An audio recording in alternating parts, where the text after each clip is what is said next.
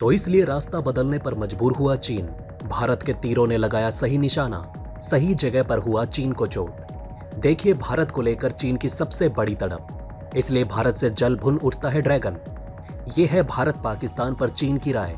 अब भारत के साथ आएगा चीन, पाकिस्तान में मचा हाहाकार।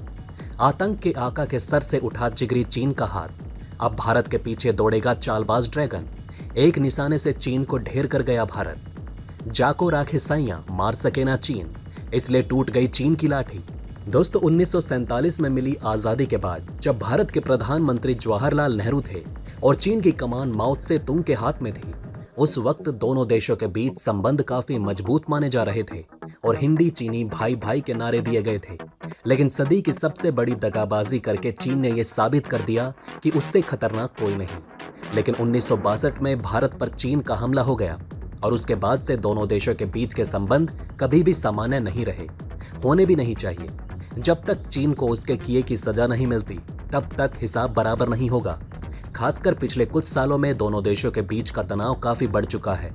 हालात तो युद्ध की दहलीज तक पहुंच चुके हैं। लिहाजा ये जानना जरूरी हो जाता है कि भारत को लेकर अचानक चीन का मूड कैसे बदल गया। कैसे भारत को देखते ही जल भुन उठने वाला चीन अब अपने रास्ते बदलना चाहता है, यानी भारत को दोस्त बनाना चाहता है।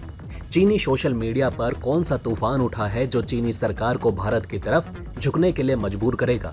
इसके साथ ये भी जानेंगे कि चीन का आम नागरिक भारत के लिए क्या सोच रखता है। चीन के अंदर लोगों के बीच में एक व्यापक धारणा बन गई है कि भारत पश्चिमी देशों का पसंदीदा है, जबकि चीन पश्चिम का दुश्मन बन चुका है। भारत ने इसे कैसे मैनेज किया? भारत के अंतर्राष्ट्रीय मित्रों का दायरा इतना बड़ा क्यों है?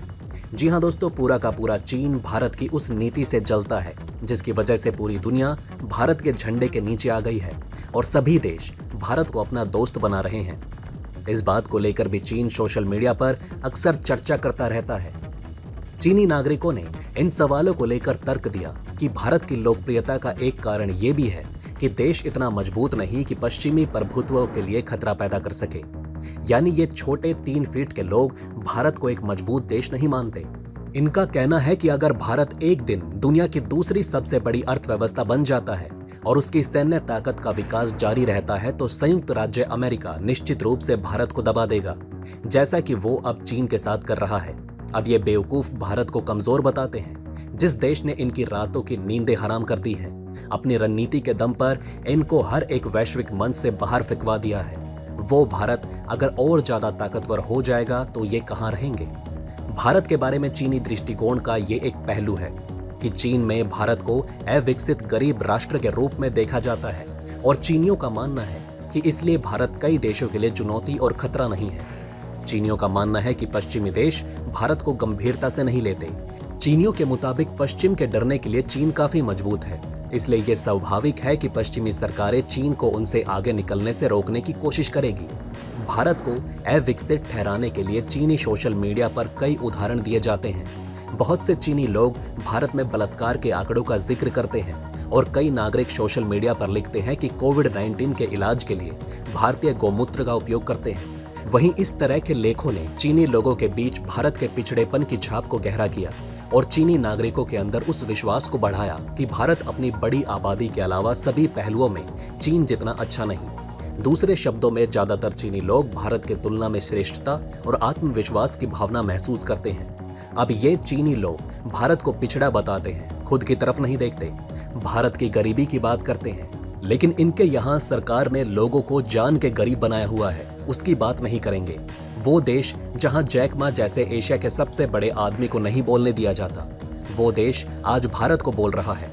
आज तो भारत को अपने लोकतंत्र पर फक्र है कि यहाँ का आम नागरिक भी आवाज उठा सकता है। चीन की संसद से जब बड़े बड़े नेता को मुंह दबाकर बाहर फेंक दिया जाता है तो ये लोग कहाँ जाते हैं? चीनी सोशल मीडिया पर हो रही बातचीत से एक बात तो ये भी पता चलती है कि चीन के लोग भारत और अमेरिका के बीच के करीबी संबंध को नापसंद करते हैं और चीनियों को ये लगता है कि चीन और भारत अभी भी सहयोग कर सकते हैं, दोस्ती कर सकते हैं।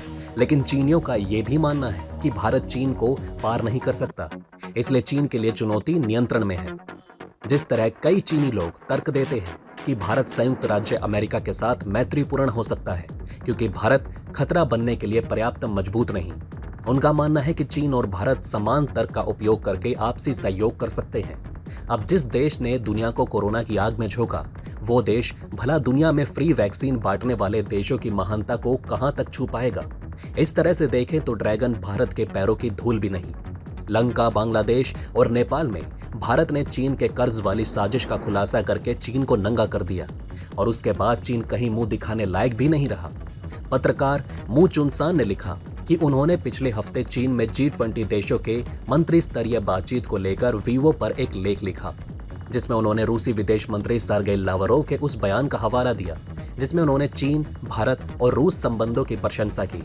इस लेख पर चीन के कुछ नागरिकों का कहना था कि चीन, भारत और रूस के बीच सहयोग का मजबूत होना पश्चिम के दबाव का सामना कर सकता है। आखिरकार भारत पश्चिम पर पूरी तरह भरोसा नहीं करता है, इसलिए भारत को चीन के साथ दोस्ती कर लेनी चाहिए। अब इन चीनियों की जान फंसी है तो भारत का साथ चाहते हैं। जब भारत ने LAC पर इनको टाइट कर दिया, वैश्विक मंच से बाहर करवा दिया, तो इनको भारत से दोस्ती करने की सूझी। बीजिंग के पत्रकार मू चुनसान ने लिखा है कि चीनी चाहते हैं कि भारत के साथ अब उनके रिश्ते मजबूत हो जाएं। भारत के साथ चीन का व्यापार प्रति वर्ष 115 अरब डॉलर का हो गया है, जबकि पाकिस्तान के साथ चीन का व्यापार महज 30 अरब डॉलर का ही है। तर्क बहुत गंभीर है कि भारत को काबू में करने के लिए पाकिस्तान का यूज करने का विचार अब काफी पुराना हो जाता है, क्योंकि पाकिस्तान और भारत के बीच की खाई चौड़ी होती जा रही है। एक बार जब सीमा विवाद का जिक्र आता है तो अधिकांश चीनी नागरिक बहुत नाराज हो जाते हैं। धारणा यह है कि भारत ने पश्चिम के समर्थन से चीन को घेर लिया है और उसी उद्देश्य से क्वाड में शामिल हो गया है। चीनियों को इतना बता देना चाहते हैं कि अभी तो उसके मैयत की तैयारी ही कर रहा है भारत। इतने में चीन के साथ केवल रूस बचा है और वो भी पूरी तरह इनके साथ नहीं है।